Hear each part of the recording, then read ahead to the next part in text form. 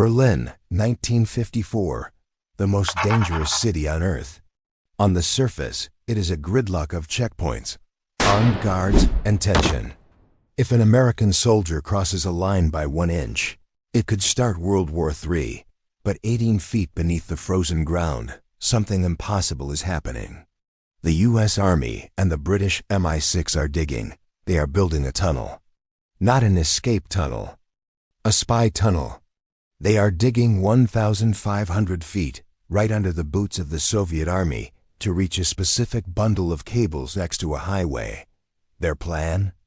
To physically tap into the Red Army as main phone line and record every single secret conversation flowing to Moscow. It was hailed as the greatest engineering feat of the Cold War, a masterstroke of American intelligence. There was just one tiny problem. The Soviets knew about it before the first shovel even hit the dirt. Welcome to Shadowworks. Today we are opening the file on Operation Gold, the audacious plot to wiretap the enemy, and the double agent who watched it all happen. In the early 50s, the Soviets switched their military communications to landlines. American radio spies were suddenly deaf. They needed a physical connection to the cables. The CIA found the spot, a junction box in the Soviet sector of Berlin, just yards from the American border. But you can't just dig a trench across a guarded border. You have to go under. To hide the dirt, the CIA built a fake radar warehouse on the American side to disguise the operation. They told everyone they were watching air traffic. In reality, the basement was a mine shaft. The engineering was insane. They had to dig through sand and water without the ground above them collapsing or sinking. If the road above the tunnel dipped even a few inches, Soviet tanks driving over it would notice.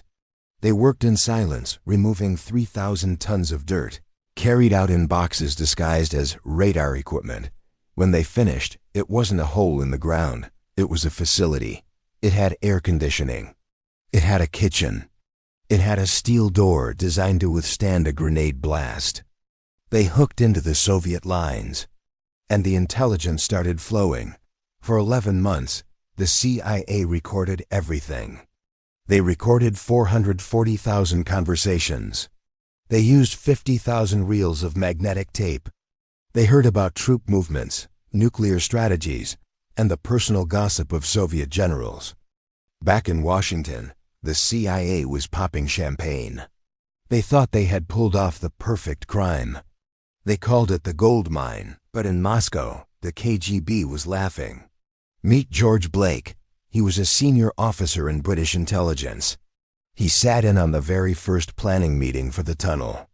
He saw the blueprints. He knew the dates. He was also a Soviet spy. Before the CIA had bought the first shovel, Blake had already sent the plans to the KGB. The Soviets knew everything. So why didn't they stop it? Because protecting their mole was more important than protecting their phone calls. If the Soviets raided the tunnel immediately, the British would know there was a leak at the top. So the KGB let the Americans dig. They let them tap the phones.